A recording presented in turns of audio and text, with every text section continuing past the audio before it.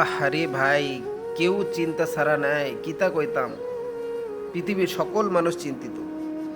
ঝালমুড়ি বেচনেওয়ালা চিন্তা করে যদি আমি একটা বড় দোকান দিতে পারতাম। রিক্সা চালানিওয়ালা বলতেছে আমি যদি একটা প্রাইভেট কার কিনতে পারতাম। বিদেশ জানেওয়ালা চিন্তা করতেছে যদি আমার কাছে 2-3 লাখ টাকা থাকতো আমি যদি বিদেশ যাইতে পারতাম। যার চাকরি নেই চিন্তা করতেছে যদি একটা চাকরি হতো।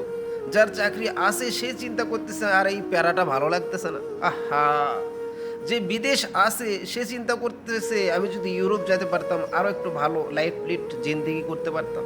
আহা, চিন্তা ছাড়া কেউ নাই। কিন্তু বাস্তবতা হলো যে অবস্থায় থাকা সেই অবস্থার মধ্যে আলহামদুলিল্লাহ করা।